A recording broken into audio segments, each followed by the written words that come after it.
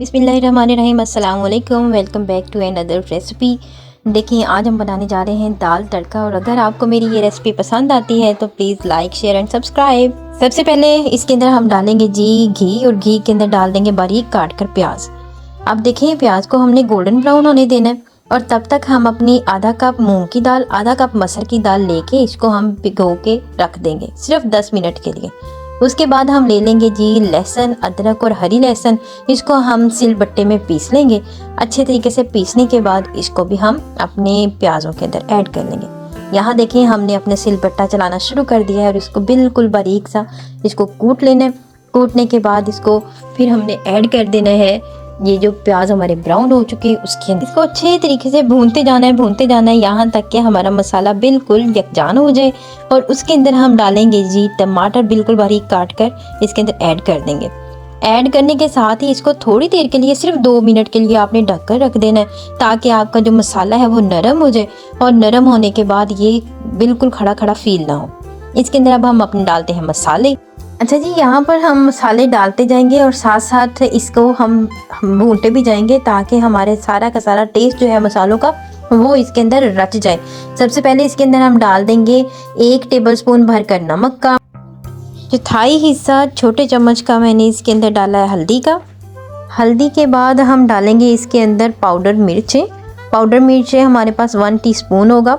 और उसके बाद हमारी दरदरी मिर्च जाएगी जो कि 1/2 टीस्पून होगा। और उसके बाद हमारे पास जाएगा जी धनिया पाउडर। धनिया पाउडर हमारा 1 टीस्पून होगा। इसके बाद हम तमाम तर मसालों को अच्छे तरीके से भून लेंगे। और भूनने के फ़ौरन बाद इसके अंदर मैं डालूँगी थोड़ा सा पानी जो कि 1/2 कप के करीब होगा, वो आप डाल देंगे। और डालने के बाद इसको फिर से भूनते जाना है, ताकि हमारा जो मसालों का कच्चापन है वो सारा ख़त्म हो जाए। इसको मैंने फिर से मज़ीद 2 मिनट के लिए ढक कर रख देना है और इसको अच्छे तरीके से पकाते रहेंगे। पकाने के बाद इसके अंदर हमारी धुली हुई जो भीगी हुई दाल थी, 10 मिनट पहले मैंने भिगोई थी आपके सामने, इसको मैंने जी डाल देना है प्रेशर के अंदर। और इसको मज़ीद हम 2 मिनट के लिए भून लेंगे। भूनने के बाद मैं इसके ऊपर जो है ढक्कन दोबारा से रखूँगी, ताकि मेरी जो दाल है सिर्फ 2 मिनट से ज़्यादा इसको नहीं भूनना, क्योंकि जो दाल है वो फिर खड़ी रह जाएगी और फिर जैसी हमें दाल रिक्वायर्ड है वैसी दाल नहीं बनेगी।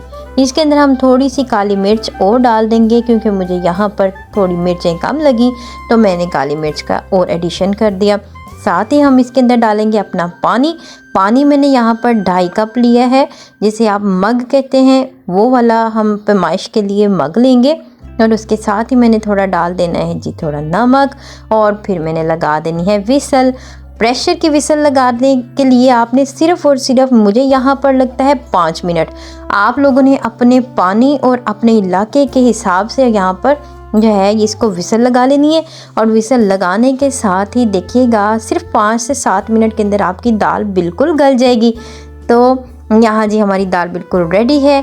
दूसरी तरफ हम बना लेते हैं तड़का। दाल को हम निकालते हैं एक अलग से बाउल में। और दूसरी तरफ जो मैंने तड़का आपको बताया, उसके लिए मैंने एक पैन के अंदर घी ले लिया और उसमें बिल्कुल बारीक काट कर लहसुन ऐड कर दिया, क्योंकि हमारे यहाँ तो यहाँ पर लहसुन और ज़ीरे का ही तड़का लगता है।